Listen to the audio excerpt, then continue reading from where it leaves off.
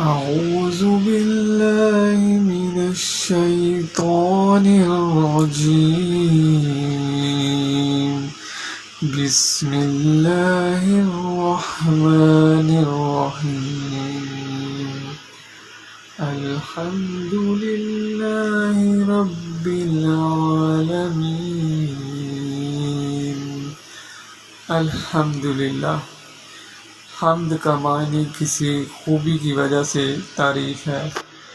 اس پر الف لام استغراق کا ہے، جس سے مراد حمد کے تمام افراد ہیں، یعنی جو تعریف بھی ہے اللہ ہی کی ہے، نہ کسی دوسرے خود ساختہ معبود کی، نہ کسی مخلوق کی، کیونکہ مخلوق میں اگر تعریف کے لائق کوئی خوبی ہے تو وہ اسی کی پیدا کردہ ہے۔ لفظ اللہ چونکہ ذاتی نام ہے، اس لیے اس میں اللہ تعالیٰ کے تمام اسماء و صفات آ جاتے ہیں۔ وہ 99 اسماء و صفات بھی جن کا ذکر حدیث میں ہے، اور وہ بھی جو ان کے علاوہ ہیں، خواہ وہ اللہ تعالیٰ نے اپنی مخلوق میں سے کسی کو سکھائے ہیں یا ان کا علم صرف اپنے پاس رکھا ہے۔ جس طرح محمد صلی اللہ علیہ وآلہ وسلم سے مراد وہ ذات گرامی ہے جو نبی بھی ہیں، رسول بھی، شاہد، مبشر اور نذیر بھی، داعی اللہ اور سراج منیر بھی، ماہی اور عاقب بھی، خاتم النبیین اور سید ولد آدم بھی۔ غرض اسم محمد صلی اللہ علیہ وآلہ وسلم میں آپ کے تمام نام اور تمام صفات آ جاتی ہیں۔ اسی طرح لفظ اللہ علم ہونے کی وجہ سے تمام اسماء اور صفات کا جامع ہے۔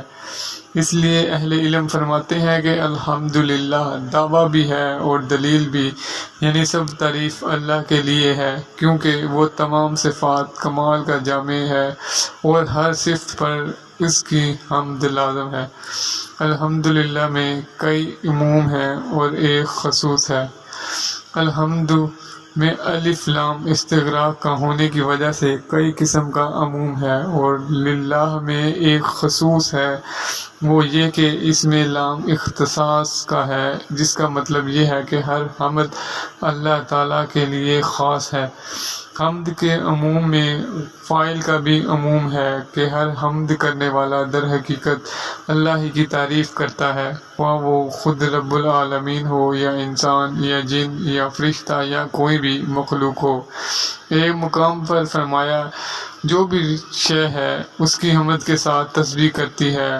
اسی طرح حمد کے عموم میں مکان کا بھی عموم ہے، یعنی وہ کسی بھی جگہ میں ہو، زمین میں ہو یا آسمان میں یا ان کے درمیان ہو یا عرش پر۔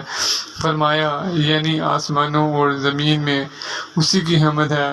اسی طرح زمان کا بھی عموم ہے، یعنی وہ حمد دن میں ہو یا رات میں، ماضی میں ہو یا حال میں یا مستقبل میں، دنیا میں ہو یا آخرت میں، سب کی سب اللہ کے لیے خاص ہے۔ فرمایا اور وہی اللہ ہے جس کے سوا کوئی معبود نہیں، اسی کے لیے دنیا و آخرت میں سب تعریف ہے۔ اسی طرح الحمد میں خود حمد کا بھی عموم ہے، یعنی وہ حمد کسی بھی لفظ کے ساتھ ہو یا کسی بھی زبان میں، بلند آواز سے ہو یا آہستہ، دل سے ہو یا زبان سے یا دوسرے اعضاء کے ساتھ، غرض تعریف کوئی بھی ہو صرف اکیلے اللہ کے لیے خاص ہے۔ کسی دوسرے میں کوئی خوبی یا قابل تعریف بات ہے تو وہ اس کی اپنی نہیں بلکہ اللہ تعالیٰ ہی کی عطا کردہ ہے، اس لیے اس کی وجہ سے اس کی تعریف بھی در حقیقت اللہ تعالیٰ ہی کی تعریف ہے۔ بعض اہل علم نے قرآن مجید کے 4 حصے کیے ہیں۔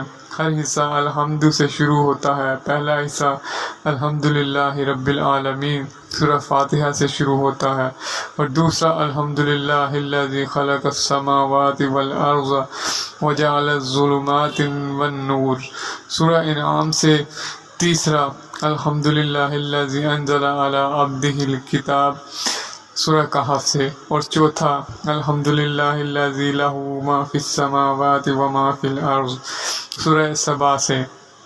الحمدللہ ایسا مبارک کلمہ ہے کہ اللہ تعالیٰ کی کتاب کا آغاز اس سے ہوتا ہے۔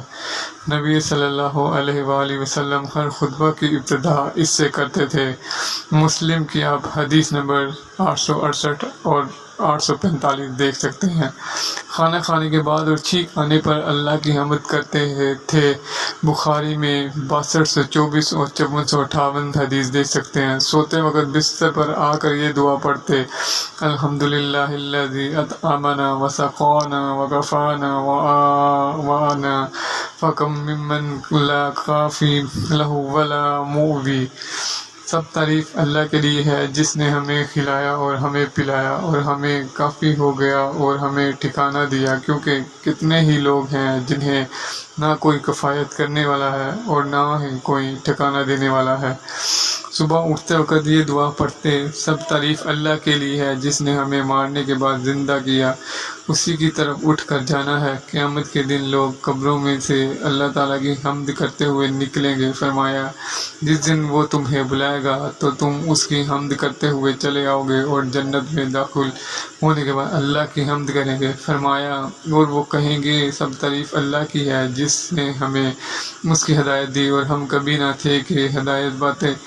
اگر یہ نہ ہوتا کہ اللہ نے ہمیں ہدایت دی، اور جنت میں ان کی گفتگو کا اختتام بھی اسی پر ہوا کرے گا۔